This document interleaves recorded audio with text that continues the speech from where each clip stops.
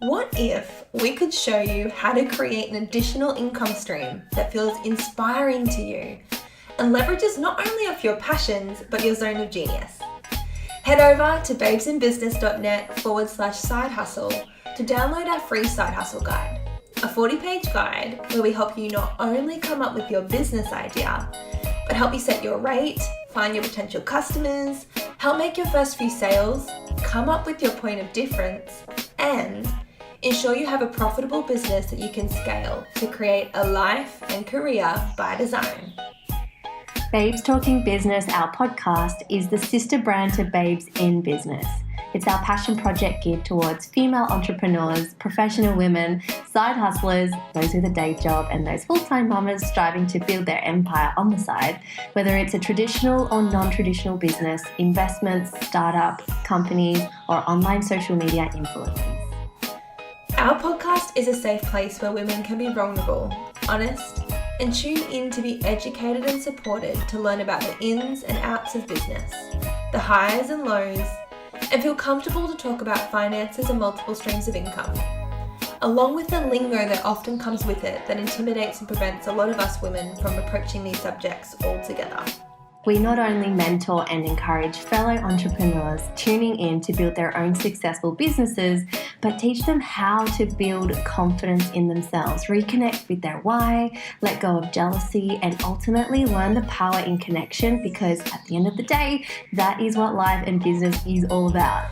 This is a no BS podcast where we are committed to showing you what really happens behind the scenes of businesses' pretty highlight reels, so you can be reassured you are not the only one in the trenches, and we can hopefully empower you with ideas on how to run your life and business in a way that feels energizing, inspiring, and authentic to you and your mission.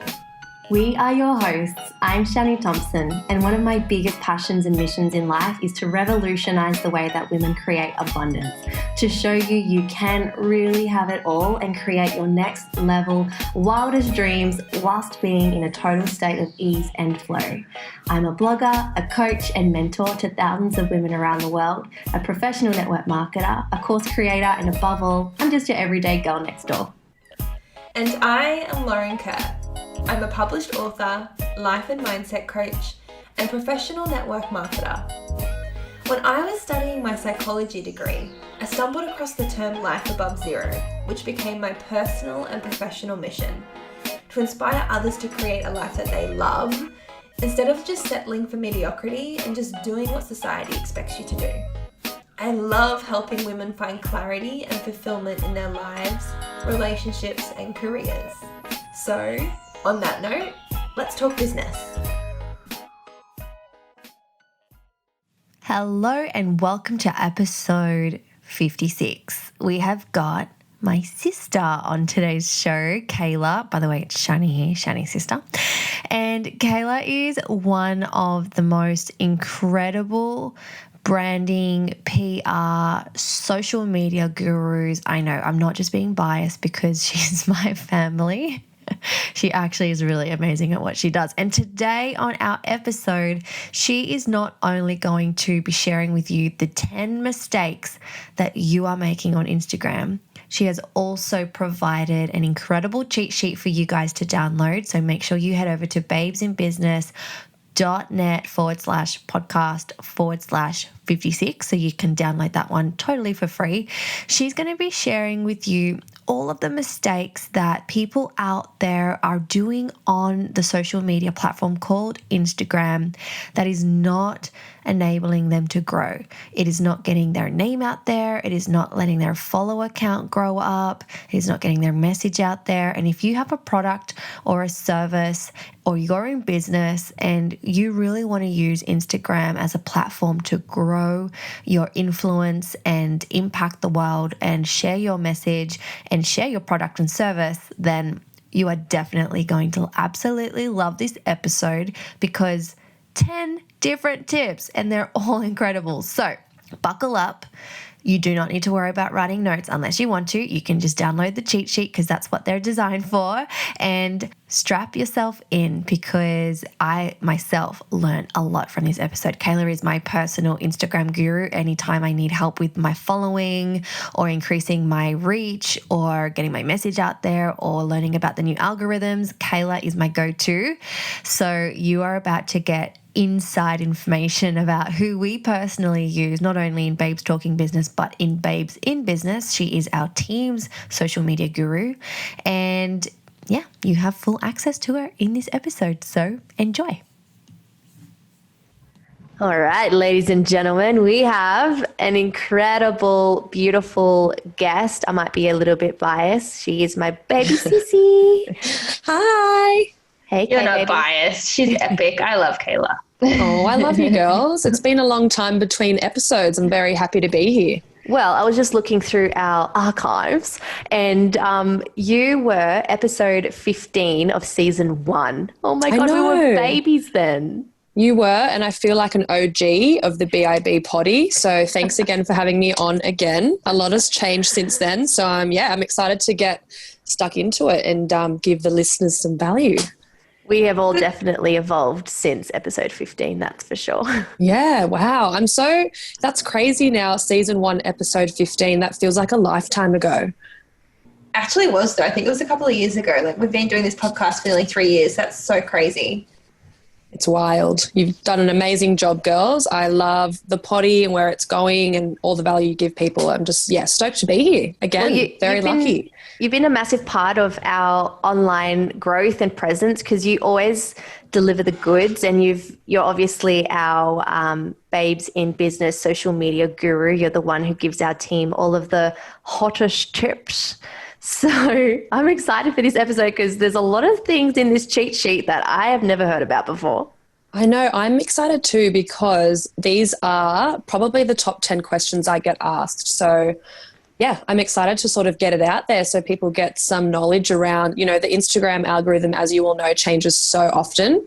It's kind of important that, it's important to me anyway, that I get the right info out there because there is so many social media experts sort of giving the wrong advice. Keen to clear it all up and sort of answer some questions. Yes, I'm excited. I know you're going to add so much value. I was looking at the cheat sheet as well. So I'm like, oh my gosh, I'm so excited for this. But before we do go into all the value, I know there's a lot of people on the line who maybe didn't hear the first episode and don't know your story. So do you want to share a little bit about how did you get into business? Where were you? And I guess where are you now in 2020? Absolutely. It's very similar story. I guess Shani and I have a lot of similarities and definitely Shan was a massive sort of driver for me going into my own business. It kind of started with having multiple different awesome jobs that I thought at the time were great, but just being really sort of undervalued, overworked, a lot of people I believe that I sort of look up to now in business see a lot of the wrongs that their old employers did to them, and it sort of it's how you put your own business together. So for me, it was 3 jobs in particular that just broke me as a professional. And I just had a thought one day, I can do this. I think I can do this myself. Absolutely. I can, go out on my own and achieve the same things and probably have a little bit more passion for the industry, which unfortunately I lost during those 3 last jobs that I had. Also now later in life, they're the biggest lessons and biggest blessings that I had. But definitely I think Shani and I were both struggling at one point with a few little things happening, like office politics and all of that drama. And she was well in the business at this point. And I have to say, Shan, I did come to you a few times and just complain. And I remember one day you were like, just do it. Just go on your own already. So I honestly quit my job and had no plan, had no sort of jobs lined up. I just winged it. I fully just thought, yep, this is, if it's meant to be, it'll be. And it happened. It all sort of just worked out really well. And it was a big trusting in the universe and trusting in myself. And here I am today, 14 clients, creative agency, spread globally. And Killing it. Seriously crazy. I feel like, it's all really worked in my favor. And not to say I haven't worked super hard for it, but I just remember manifesting this sort of in my head honestly 7 years ago now. And 7's my lucky number now that I just said that out loud. And here I am, sort of just crazy when you have to pinch yourself and just go, wow, that's just happened. It's pretty cool. And not just 14 clients, like you have high-end clients, you look after some pretty incredible companies and you've worked with some pretty big names. So hats off to you. I'm so proud of you. Thanks. I know it is one of those things when it doesn't really resonate until you say it out loud and then you just go, yeah, wow, that's crazy. This is real life type thing. So yeah, thank you. And, having that sort of support from even this podcast and you girls and being involved in the awesome network that is Babes in Business has definitely kicked my tush in the right direction and picked me up at times where I just really needed it, wanted to throw the towel in, which still happens till this very day. Yeah. And that's business, right? Like absolutely. So I know we always talk about, we love this podcast being really real and vulnerable, and we're having a bit of a chat before we started recording, because I think 2020 has been a really interesting year for a lot of business owners. Like there's so many things in the works. A lot of us have had to pivot. Not a lot of us have had most of our biggest blessings this year. I know you've had one in particular. Like what's been your biggest challenge from 2020? What's it taught you? Oh, that's a toughie. You know what? There's been a couple of challenges, definitely not being able to plan as things didn't go as planned for a lot of us this year. So having to mix it up and sort of think on your toes was one, but especially just recently coming off the back end of something that really sort of challenged me as a whole, like mentally, emotionally, and all the rest of it was actually a sort of little mess up, for lack of better, more appropriate word, of a media agency, the local newspaper here in Sydney sort of pitched me this interview, which was, really glamorous and glossy, and it would have been such a great and positive story for not just entrepreneurs and people in business, but particularly women. And sort of topic was especially around mental health and how me in particular, I've really had a health kick this during COVID, and I've really changed my life a lot. So it was a really positive article that ended up being really terrible and really negative. So I actually had my picture for that particular article used for a completely separate story that was totally negative. And I actually, it kind of went viral, and it's one of those things you can laugh about now because it's all sort of put behind me and it's all been sorted. But the challenge was definitely, or the lesson was definitely in terms of, media and how they can portray you. And, it goes, I'm sure this happens every day or most days to a lot of people. But for me to have it happen to me personally and to have it affect my business, like I lost a couple of clients over it. And, having to do a lot of work on myself to get back on my feet and feel mentally and emotionally ready to do business in the same capacity that I was doing it before. In saying that, the biggest lesson, did you say? I love that. I love that. I think, honestly, the lesson behind that, apart from the trust situation, was actually taking a step back. And Shani talks about this a lot on her page in terms of hustle, hustle, hustle. It's not sexy anymore. Working till 1, 2, sometimes later than that in the early morning or late at night, I was really burning myself out. So having that happen to me and having to really step back and work on myself to get myself back up to that sort of confident level I was at again, it actually taught me that resting is really, really important, and listening to your body and not overexhausting yourself. Like there's a little while there where I kind of lost my spark a little bit. I feel like, if I can be honest, and I am being honest, but having that happen really sort of made me take a step back and reevaluate what my why is, what I'm doing, why am I doing it. I just had a time to really reassess where I was going with my business and what I did and didn't want to do. I think that was my biggest lesson. It was something, blessing in disguise was definitely what it was. Yeah. And just to give our listeners some context, this was so rattling for you, and being on the other end of the phone when this was all going down, and you being in Sydney and me being on the Gold Coast and trying to support you over the phone, it was the hardest thing. I couldn't just get on a plane and fly to Sydney and support you. That was probably one of the hardest things for me as a sister. But to give people some context, I guess, like you are in the media space, in PR. You manage a lot of high-end clients and their marketing and social media, and you were blasted through a local paper and attached to a story about, what was it, people drinking through COVID or something like that?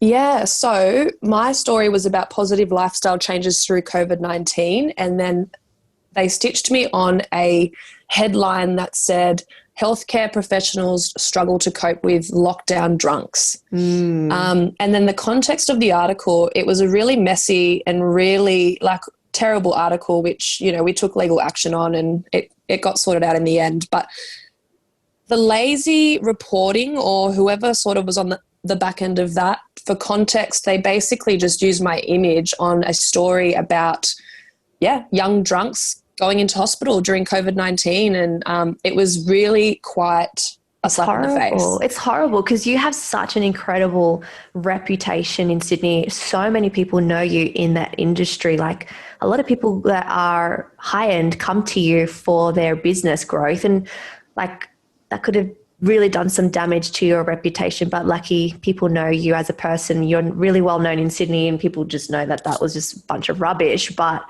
I can just imagine what that would have been like for you emotionally, spiritually, like. Yeah, it really shifted me. And I guess now being on the back end of it positively, but going through that was just such a feat. Like, I felt defeated. I was ready to throw the towel in. And like you said, when I called you, I was a mess. I was a mess for a few weeks, and then not being able to go to Queensland and go see my family, and just, in my head, I kind of just wanted to go hide away and do that and be with my family. But I really had to be stuck here in Sydney and deal with it and face it head on, which was also something that I needed to obviously do and progress through. So it's crazy because it's, I'm really lucky that, as you said, my network knows who I am, and it didn't, in terms of, client base, it did lose me the clients that I've now won back on the end result of their apology in this newspaper. But at the time, you just think your world's over. I just thought 7 years of this dream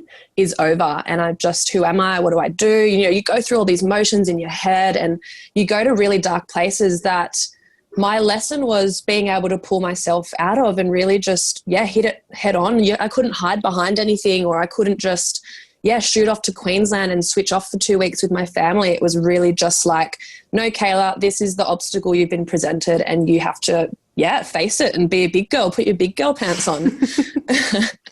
Wow. Wouldn't really recommend going through it to anyone else. But there was definitely a lot of lessons and a lot of growth. Like, as I said, coming out of the end of it now, I just feel refreshed. Wow, who am I? Crazy. Yeah. It's just not something I think I needed to have happen, but there was definitely a lot of key lessons in there that I needed to learn. A lot of personal growth in that, but I guess also from a professional and business point, what listeners coming in and listening to this, what if you were in the same situation again and someone asked, hey, I'd love to do a story and have you in the media, how do we protect ourselves? Like, how crazy that media has that much power and they can misconstrue a story like that. How do you cover your butt and make sure that doesn't happen? Like, so you never find yourself in that position, or you just can't. I know, and that's the tough thing. And I deal in media a lot, and it's always for clients. So the fact that this happened to me as on a personal and professional level was just, it's actually set me up for success. If this ever happens to anyone I know again, I know exactly what to do. But to be honest with you, the scary thing is you really can't protect yourself. The only thing that you can do is make sure you sign consent forms, and, in saying that, I was pretty clear with what could and couldn't be said and what was misrepresented. But when you're up against the big dogs, it's actually, there is no safety zone. Unfortunately, they just choose to write what they want to write. And you just have to really be careful. And for me, it's really shifted who I will work with as a professional, and not just for myself, but for my client base. Like, you've got to do your research, and I'm one in probably 1,000 people in that month that probably suffered from this same sort of situation. And since going public with it, after, having that's settled, I actually have had 3 other people reach out to me with similar stories, asking me what I did, can I help them? So it is shocking how often this can happen. And I think my only advice would be just to be really clear on the brief, to have lawyers look over it, consent forms galore. That's probably my biggest advice in trying to avoid something like this happening to you. Well, I'm so proud of you in the way that you've dealt with it. And well, the upside of this is now, like, your business can only keep growing. And of course, as your business grows, you'll get more clients, you'll get more people, you'll get more exposed to people. And if this ever happens again, you are so prepared. I'm ready for combat. Well, let's get into the juiciness, because I know a lot of people are listening to this podcast episode because they want to hear the 10 mistakes they're making on Instagram. Now, I have just had a quick little look-see onto the cheat sheet downloadable. And by the way, guys, if you want to download Kaila's cheat sheet, it's babesinbusiness.net/podcast/56. You're going to have her 10 mistakes there on the cheat sheet so you can follow along. I've had a look at these and I'm worried. I'm doing some of these mistakes. So let's get right into it. What would be your number one, do you think? My number one, and especially considering this is one that nobody really knows about, is editing your caption within the 2-hour window. So I guess for anyone fresh or any greenies to Instagram, the algorithm changes all the time, can never keep up. But it actually works on a score-based sort of process at the moment. So it scores you on 5 different things: frequency, follower usage, relationships. There's a bunch of things that it sort of scores you on. And the scores work based on how interesting your content is, how often people are liking your content, how many people like it within the 2-hour to 3-hour window. And you pretty much have 2 to 3 hours, 2 hours being the most important, and then extended to 3 still sort of counting in the score base. If you edit your caption within that 2 to 3 hours, you literally remove your post completely off the algorithm. So no matter how many hashtags you use, doesn't matter how much community management you do, if you edit your post within the first 2 to 3 hours of publish, you pretty much lose all the credibility of the post and you lose your visibility in the algorithm. You know what? I do that all the time. I know. And like it's one thing, I guess, is just proofreading everything before you send it out, because it's happened to me before, and then you read over and you go, oh my God, I spelled that wrong. What do I do? Do I risk leaving the algorithm, or do I look like I can't spell? I guess my biggest tip on that one is, 1, plan your content as far in advance as you can, or at least, proofread it and make sure that there's no spelling errors, especially when it comes to hashies. I know. So I never proofread anything. So I'm always like, got to get this done, got to get it out, boom, done. And I'll check it 3 hours later. I'm like, oh my God, that does not make sense. Yes, I know. And it makes sense in your head. And then you read it later and you're like, oh my gosh, what planet was I on when I was writing this? So that would be my number one, editing your posts within the 2 to 3 hour. I say 2 to 3 because the first 2 hours is the most essential. The most critical, and then it lasts up to 3 hours. So if you're a part of my engagement group, the reason why we've got a 3-hour limit to when you comment back and like back is because that's the whole point of the process, is to try and hack the algorithm, try and get sort of scored really well on the algorithm so you're more discoverable on the algorithm. By the way, if anyone listening to this is not a part of Kaila's engagement group, we'll link that in the show notes so that people can join your free Facebook group and be a part of that.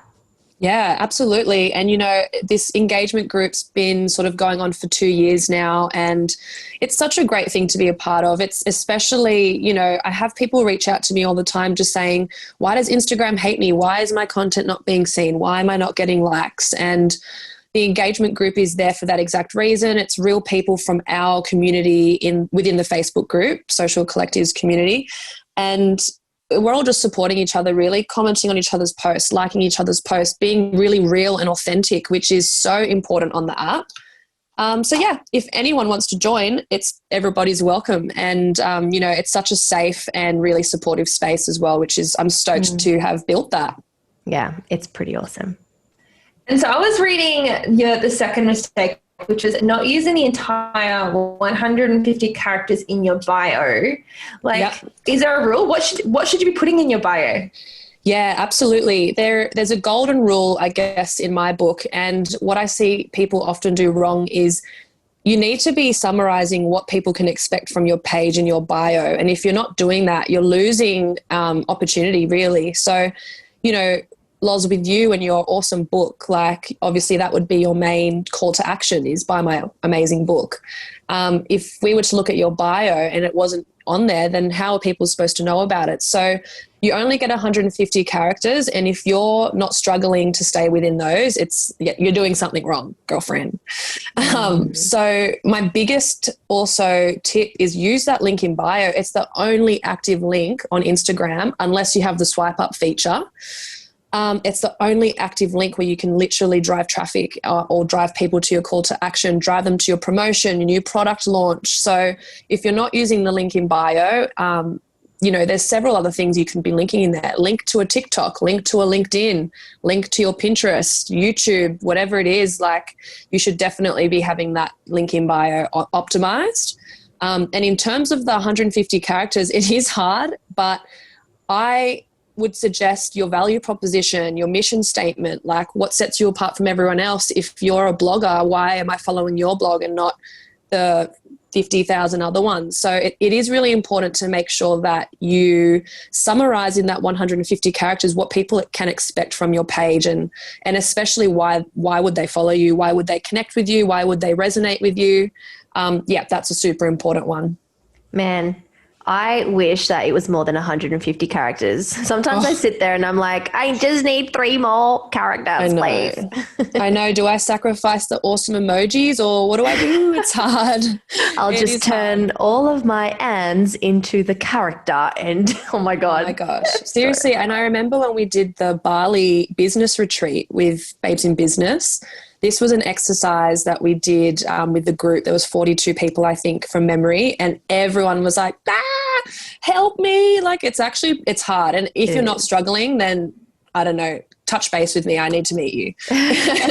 Well, that leads us to number 3, which is actually about the link in bio. Now, I have a question for you. There are some of our listeners that probably have more than one call to action. They might have a blog, and they might have a YouTube channel, and they then might have a product or a service. What do you recommend to do? If you've only got one link in bio, you can't put several. What would be your biggest advice? So I'm glad that you asked this, because one of the best practices there is link trees. And to answer your question, my advice would be to invest in a link tree. There's heaps of different things out there. Some are free, some are paid. And basically what a link tree is, it's a little mini website within Instagram that you're able to direct traffic to specific call to actions. So for me, if people were to go on my website, sometimes they get a little bit lost. There's a lot of information to take in. And in any website, there's a lot of different tabs people can click on. There's a lot of different things people can read. So you really want to be summarizing the most important things to you, whether that be an inquiry form or whether it be, in this case, you want to drive people to your blog and you want to drive people to your new product. So my biggest advice to capitalize on the link in bio and be able to sort of promote different things would be to invest in a link tree. If you go on my link in bio, I've got one there, and I use the exact call to actions that I want people to be directed to. I direct them to my recent projects. I direct them to my most proudest projects, and then I direct them to my mailing list so I can get them on that, which is another super important thing, especially if you're starting out. Try and drive as many email signups as you can, because that's the best way to sort of communicate with people direct in their inbox. Sure. I love this. And so I was looking at the next one, which was posting too much. And that's a question I think a lot of people have, is how much should I be posting on social media? I know once upon a time we were told 3 times a day, now once a day. What should we be doing now? Look, so, and I know Gary Vee sometimes goes against this, and he's one of my favorite people to follow in this industry. So I'm absolutely not saying anything against what he says. But for, if you're an established brand, absolutely post twice a day. If you've got an engaged community, for sure, 2 times a day, however many times. But as a startup or as someone with less than 10,000 followers or even 20,000, unless it's super, super valuable content and you're giving people quality, really important value or viral, sticky content, the new best practice is 5 times a week.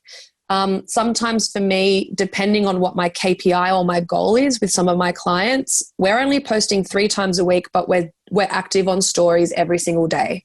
So one major sort of golden nugget with the new algorithm is that you actually get scored a lot better through your stories on Instagram. So people have the ability to, do an emotion like the little love heart eyes on your story. They have the ability to answer your question or vote on your poll or tell you what you're listening to or what to listen to next. So the algorithm actually scores you a lot better for that interaction than it would on any normal, grid post. So, for me, the biggest sort of takeaway from that one is, one, make sure you're posting high quality content. Don't just post for the sake of posting. And you can get away with posting 3 to 5 times per week, and the algorithm will still sort of rank you as consistent, which is super important in terms of the scoring. That's really interesting. So are you saying that people who say like have a business, a product or a service, and they're using social media to get their product and service out there, should they be using stories in conjunction with posts, or should they be on their stories more? Like, what are your thoughts on that? Yeah, definitely in conjunction. So for me, my biggest tip would be not to let that story wheel run out. And if you're not letting that run out and people are sort of interacting with your story content, the algorithm loves that, and it really does rank sort of your visibility in the algorithm a lot better if you're consistent on your stories. And again, if you're posting like say 3 to 5 times per week rather than 10 times per week, you've got more room to play with in order to boost the engagement in those posts, because you're not posting as often. And as you all know, sometimes you're getting posts on your newsfeed from like 7 days ago. So there is that window of 1 to 7 days for your content to still be discovered on the new algorithm. So, and I have so many of my clients, they get so burnt out with trying to come up with, 10 tiles of content per week, and they're posting 2 times a day, and it gets tiring and it takes away from the whole sort of magical thing of Instagram and social media. Hey guys, it's Shani here. I am just going to briefly interrupt this episode to let you guys know about something I am so excited about that is very time sensitive. So if you follow me on Instagram or on Facebook or YouTube or any of my other social media platforms, you will know that the 3 things I love to talk about are living in a state of abundance, finding your flow, and mindset. So for the month of November, it is all about money mindset for my personal clients and myself. And I'm actually launching a brand new mini 5-day program called Creating Your New Money Story. And it's completely free for you to register and be a part of. And I'm going to be sharing with you the 5 core BS money beliefs that we hold at a subconscious and sometimes a conscious level over a space of 5 days. I'm going to be helping you unlock and change these beliefs that you're holding onto from way back when, whether you're holding onto these beliefs from your childhood or from somewhere you've learned, an emotional event or something that's happened in your life.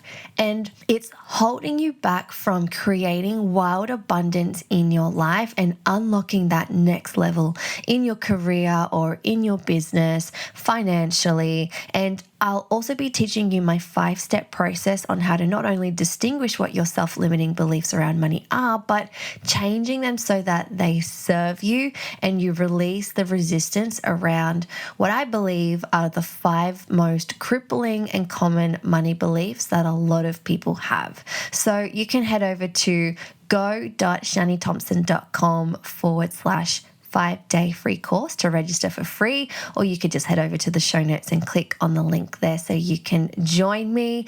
It is launching on the 21st of November, and did I mention it's free? It will never be free again. This is the one and only time that I will be launching the course for free.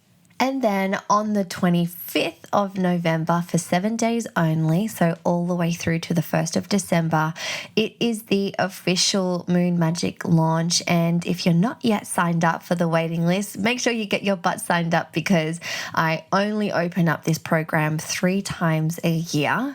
And this will be the last intake for 2020, which means you will have to wait an entire chunk of time until 2021 to join. And because you guys are our VIPs, I haven't really mentioned this publicly anywhere online, so I'm just letting you guys know that this will be the last time to join my online course, Moon Magic, at a discounted price. I will be offering a Black Friday and Cyber Monday offer, but as of 2021 intake, Moon Magic will be officially at its full price. So this is the last chance. So I don't think you want to miss out on how to create a more abundant life and getting into a state of flow with whatever it is that you do in life, being more effective, cultivating more happiness, purpose, clarity in your life, using the natural rhythms of the moon and the magic of astrology. And so the work to totally transform not only your money mindset, but the way that you do life starts now. And it starts with my free 5-day money course called Creating Your New Money Story. And if you're following me on Instagram or on Facebook or any of my other social media platforms, you will be seeing a lot of content on money mindset so that you can start to prepare yourself, and so you can start shifting your perspective, and so you can start to rebuild that relationship with money so you can welcome in more of it into your life and see it from a positive place. So don't forget, money is just a natural resource. It is simply just a tool that allows us more choices and more opportunity. It enhances our options. And I am so excited for us to learn together about it and wildly transform our mindset when it comes to this topic. So again, you can register for free over on go.shaniThompson.com/5-day free course. Otherwise, check the show notes and you'll be able to register for free from there. Okay. Let's get back to this episode. I have a random question for you talking about stories. I've actually spoken to a couple of people this week on Instagram who've had the same thing. Do you know anything about the music feature disappearing on your Instagram story? Like I didn't have it 3 years ago, and then it came back like a year ago, and now my music feature's gone. Did I do something? Yep. So when you do, it doesn't even mean naughty. Oh my gosh, there's whales jumping out of the ocean right in front of me. Oh, how beautiful. So lovely. Okay, so when you start to lose those features, like music, sometimes people lose their poll ability. It usually means that either A, you've done something naughty, so, you know, fake followers or whatever. Doesn't necessarily just have to be that reason. It can also mean that you're not sort of keeping up with the algorithm rules. So the rules are consistency, frequency. Those would be the 2 major ones. So say if you drop off and don't post for 7 to 14 days, you lose some of those really cool functionalities, like being able to use music or for other. Yeah, so it's really kind of cutthroat on Instagram now. Loz, what have you done? You're such a badass. You're a badass. So it could just be that you weren't consistent enough with your posting. And, you know, I have the perfect case study on my own page. During the bushfires earlier this year, I was like, what the hell? Oh my gosh, this is crazy. You know, everything I was posting was in relation to that and how to help. And then I just dropped off the radar for a month. I lost all my functionalities. I lost music. I lost polls. I actually, when I started posting again, I was getting like 20 people like my post because I literally was mute for a month. So the algorithm was like, nah, girlfriend, you got to work your way back up to this. And I had to put a lot of work in to build it back up again. So it's really important as well, like going back to the last point, in posting less but more quality content and not having to get into those situations where it's been 1-2 weeks and you're like, oh my gosh, I haven't posted for this amount of time, because the algorithm will really hate you for it. I think it's hating me right now, but I don't know what I've done because I've been consistent. I'm posting and I've got someone helping me with my engagement. Mm-hmm. but my music's gone. I can't do reels because I don't have music. I'm so upset about it. Oh, I know the answer to this. I actually watched, oh my God, guys, bonus tip. Bonus. Major key. I actually watched a reel on Instagram the other day, and this chick was like, I've lost my music function, but apparently for some people, the music icon is invisible on the reel. So if you go to Reels, Lozzie, and then go to the very top, you know how there's like all the icons on the left-hand side and you've got like the filter thing, the timer thing. Just go to the very top where the music thing should be and tap there. And apparently it's invisible for you, but music comes up when you tap on a button that doesn't exist, but it comes up. I'll keep you posted because when I do that, it just says music is unavailable. It's like, There's also another little trick. If I know one of my clients did this and it worked, was that if you use an app and put the music on your video and not add it through the app, it'll just come up and say original sound. And that should work. So major key alert. Try that. Bonus. Yeah. All right. That will work because that's original sound. So it will come up thinking that you've made that song yourself. Interesting. Okay. So Kaila, you were talking about how people, one of the mistakes is posting too much and like they're just posting for the sake of it. And so that kind of leads us to mistake number 5, which is not posting or providing any value. Let's talk about that. Yeah, this is a major one. And I guess I know a lot of people here will be like, well, my blog's just starting out right now. How do I give value? But if you're blogging or if you're posting, obviously you've got a purpose and you've got so much to give. So if you're not providing that or any sort of value to people, you know, the human race these days are so quick to get over things. It's like one of the statistics here is you've got 3 to 9 seconds at a first glance to get an impressionable reaction from your profile visitor. That's cutthroat. Like you literally have 3 to 9 seconds to impress the socks off this person. So that goes, you know, hand in hand with the bio. It goes hand in hand with your aesthetic and how your feed looks and providing value. If you're not providing value, then why are people going to follow you? Because that's all people want these days. They want freebies. They want tips. They want vulnerability. They want stories. They want realness. So it doesn't have to mean you have to give them value in terms of like, you know, a free this or a free that. It means that you just have to be really, you're covering these 3 points: education, entertainment, or emotion. So education's, you know, pretty important because everyone wants to learn stuff and take stuff away. Entertainment, memes, quotes, that really funny viral content that you can sort of put your own personality out there in your page. Like I know I posted something the other day about looking like a potato when I tuck my hair behind my ears, and it went crazy. Like people were sharing it, tagging in it. So, and that's true. I do look like a potato. It's not true. I saw you post that and I was like, this is not true. But it funny. was funny and people shared it, and I had so many people sharing it through stories. So entertainment's a big one. And then the biggest of them all is emotion. So that humanizing and really vulnerable connection content. People like, you know, I have a client of mine in the sort of baby field, I don't know what you call that, childcare field, children field. And every time, obviously I don't have kids, I have for a baby. No, every single time she posts about, you know, how hard motherhood actually is. And this is so true. Like how many mothers resonate more with the bad days than the good days? Like everyone wants to know the real story. So that would be a big tip: education, entertainment, emotion. If you can stick with those 3 themes, then you'll be giving value. The 3 E's. Boom. The 3 E's. And so now I know the next one was talking about hashtags. What have you got to teach us today about hashtags and what are we doing wrong with them? Yep. So I actually had one of the girls in my group come out and, you know, she was really upset. The Instagram algorithm hates me, blah, blah, blah. And I did an audit of her page and was like, girl, you are not using hashtags. So I know there's a lot of stigma behind them. Like people feel a bit lame and they just don't want the hashtags to, you know, ruin the bulk of their caption, but it's so essential to the strategy. One hashtag can increase your engagement by 12.6%. And, you know, in the scheme of things, it doesn't sound like a lot, but it is. And I actually have a case study where after that month hiatus that I had, I posted a photo and used all the right hashes. I had 20,000 people find that post and 17,000 of them found me through hashtags. So it does work.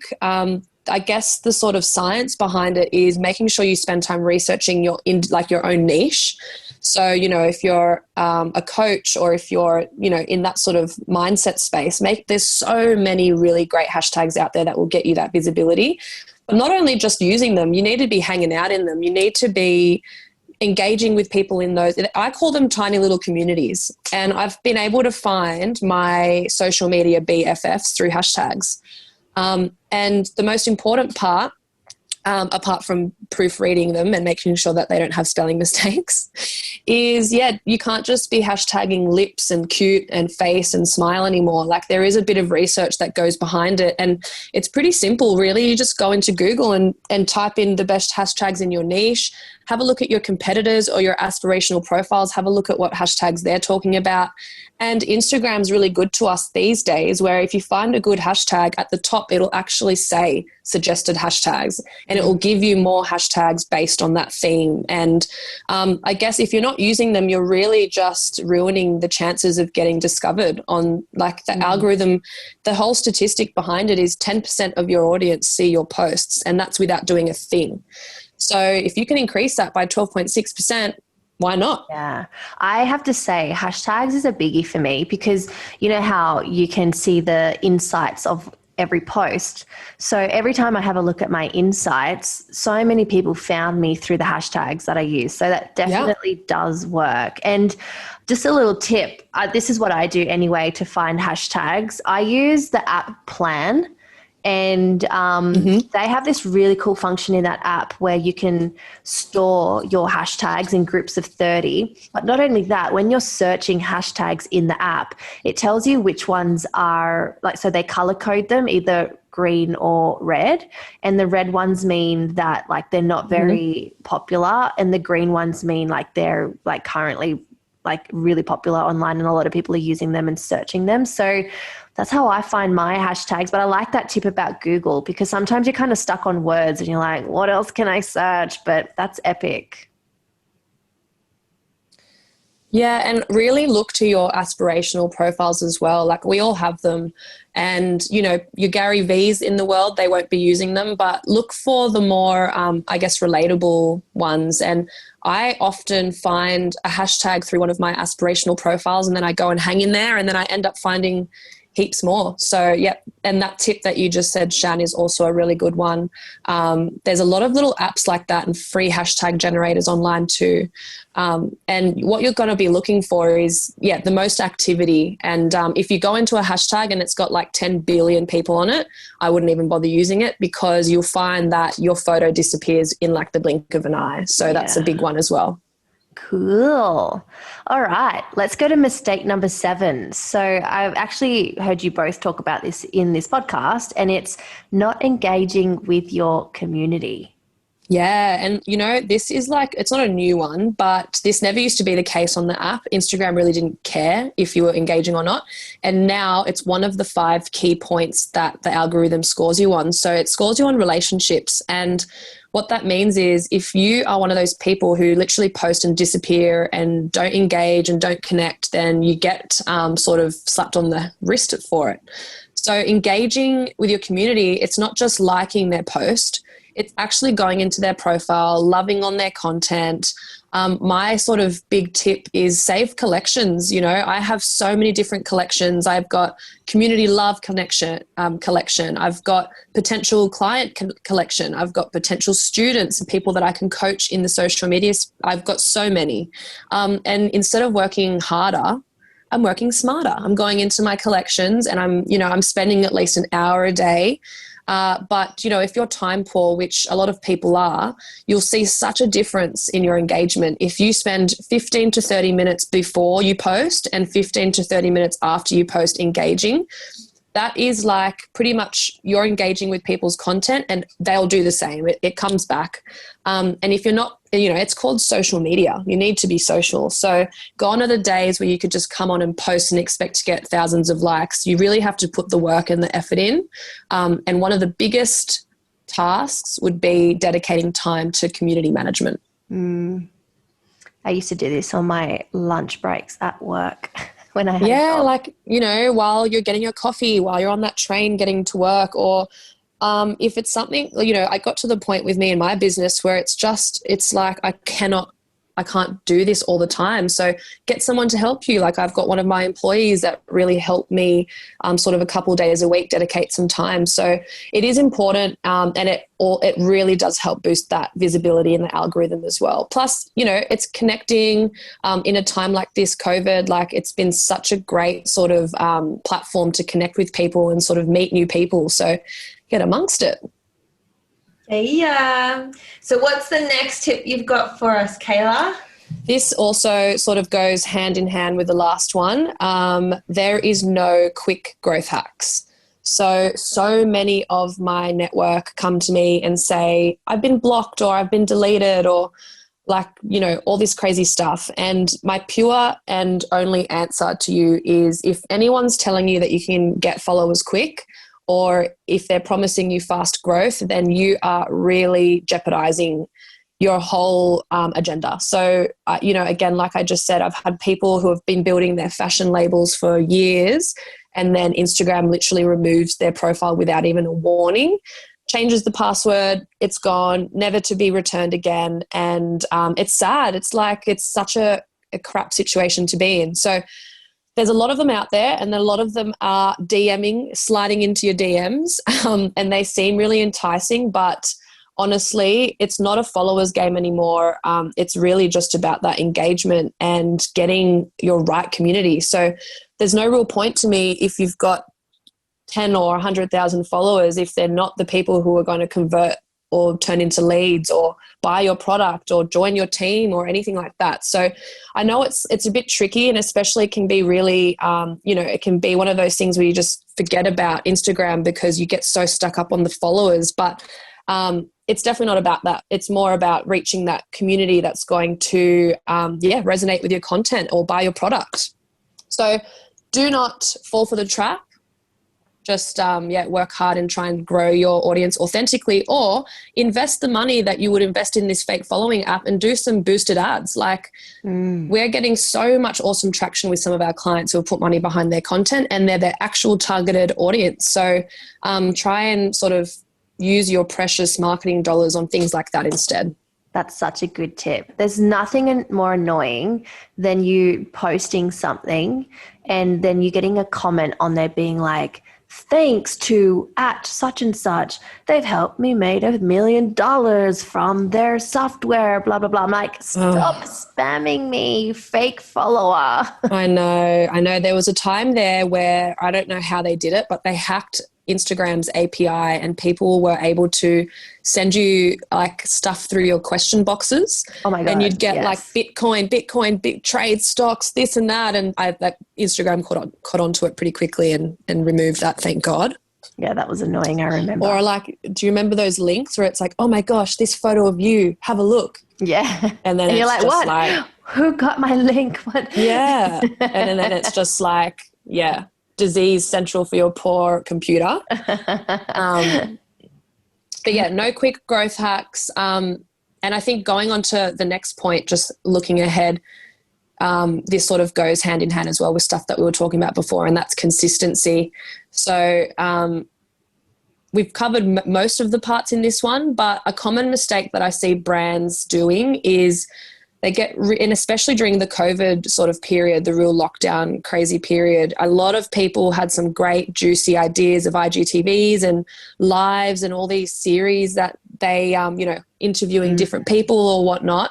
And then you commit to this every day on Wednesday type scenario, and then you get to that day where you just can't commit to it and then you drop off. And then it's one of the biggest no-nos, I guess, if you're saying you're going to show up weekly and you don't, people notice that stuff and they actually kind of get a bad taste in their mouth, especially when they're enjoying the weekly sequences or the weekly series or the weekly interviews, and then you just disappear. It's like, oh, well, Yeah. I was kind of into that, and you lose momentum. And then mentally what it does for you is go, no one noticed I did that one week. And then you no doubt will keep doing it and doing it again. So my biggest tip, if you have an awesome idea for like a segment or a series, start off monthly, start off bi-monthly, start off quarterly, or spend a solid day or a solid week banking up some content, so that if you run into those days where you can't commit, post one of those ones that you pre-recorded or something like that. And I see people do it so often. And yeah, you think people don't notice, but they definitely do. Consistency is key for anything, right? Yep, absolutely. All right, now let's go to mistake number 10. You've left the best till last. I did leave the best till last, and this is something that I see happen far too often, and it really grinds my gears. The biggest mistake, copying your competitors, or just copying in general. Copying and pasting word for word someone's beautifully constructed brainchild, and using it as their own. I know that was a bit intense. It's just not cool, and it's not okay, but it's not the best practice. So there's a difference between getting inspiration and really using someone else's words to drive your own and have your own spin on it, which we all do. And it's honestly, that's how people create content, right? It's an idea found from somewhere else with your own spin on it.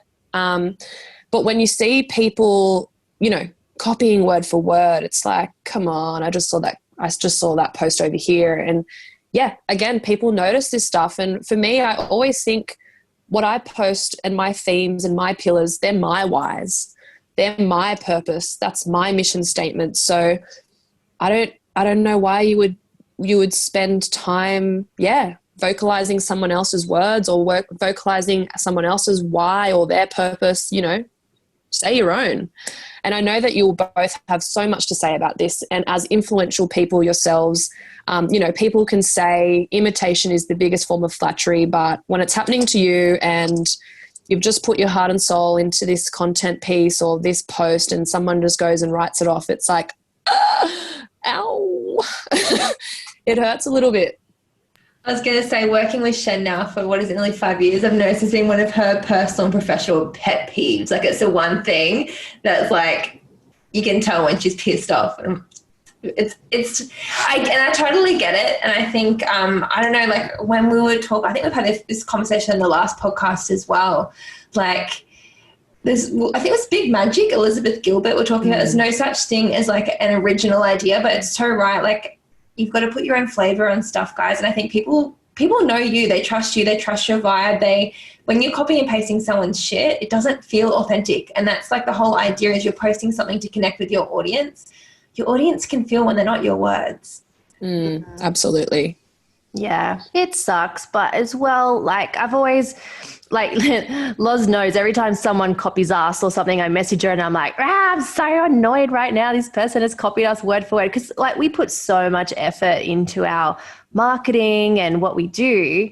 And yeah, it sucks. But as well, I think the person who's copying you is just putting more of you out there and less of them, which isn't working in their favor. But it also challenges you and stretches you to be creative. Like Loz and I have always been, I feel like screw it, let's just like create something better. Like, and people will always be able to replicate where you are, but they'll never be able to replicate where you're going because you're the one who's creating that, right? So trust me, I have done a lot of journaling on this over the last 5 years, and Loz knows, like every time I get annoyed about this, I'm like, oh my God, what do I do? And she always like spins it. It makes me feel so much better. Yeah, and that's important. It is important to not see all the bad sides of it. And yeah, to be kept on your toes and constantly challenged. It's not bad either. I think the way I look at it too is that like usually the people who are copying you have a similar mission. And if you're like, for example, in the health space, we're here to help people in health, and I see someone else using some of our verbiage or some of our stuff, I'm like, you know what? At the end of the day, we're all here to help people get healthier. So if they're going to help me spread this mission, the workload's halved. Like, at least we're making the world a healthier place. So sometimes that's my devil's advocate. If you find something and you're charged on it, it's just another way you can change your perspective on it.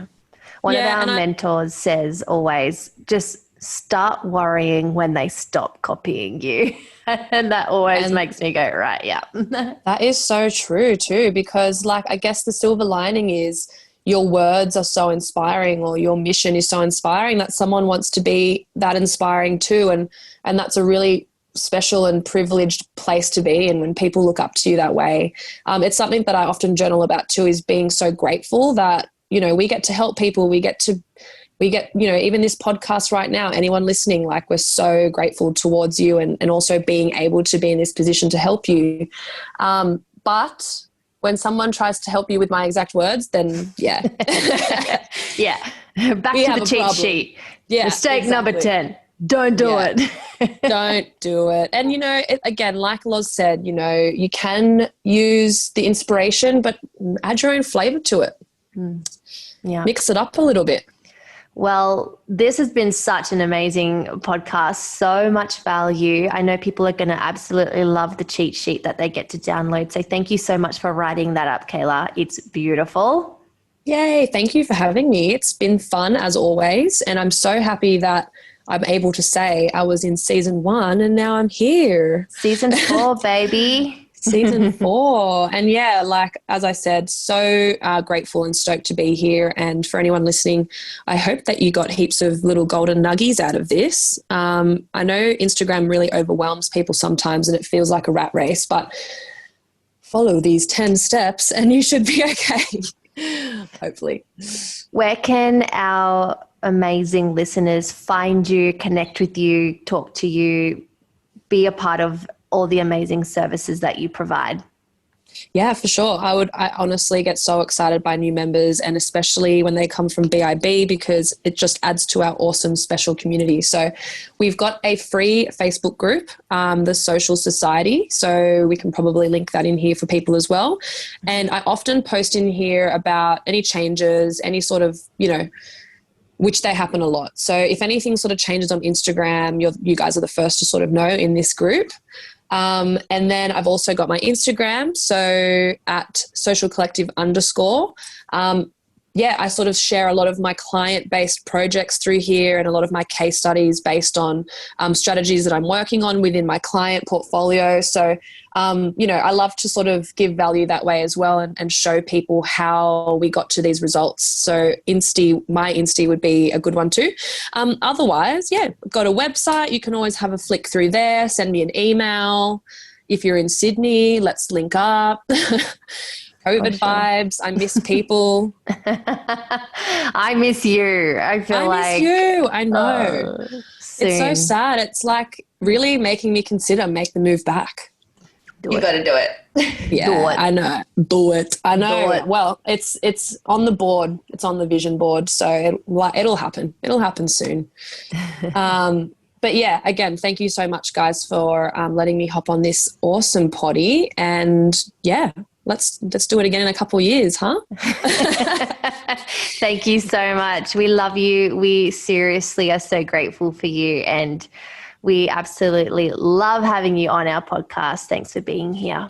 Thanks, ladies. Love you back. And thank you so much for the opportunity. If anything, you know, pops up, people have questions, don't feel afraid to slide into my DMs and come at me with your problems. Love or questions. See you, girl. Love you, girls. Thank you. Bye. Bye. Hey guys, Loz here. What an amazing episode. I hope you're feeling inspired after that conversation and it's empowered you to make some amazing changes and choices in your life. Don't forget to let us know if you loved this episode by giving us a 5-star review. It really helps us know we're on track and serving you guys, and also majorly supports our channel. And you may even be in the running to be the shout out of the week. Every week on our Instagram, we share one of our reviews with our network. So be sure to leave your Instagram handle or website in your review so we can share it with our amazing community. I have been so excited to share with you guys my book, Life Above Zero. It's a book based in psychology and science, specifically written for women who feel empowered yet unfulfilled and are seeking help to find their clarity and happiness. Women just like you who want to be empowered with the tools to master their mindset, to overcome self-sabotage, and create a life, business, or career they love in alignment with their values and inner truth.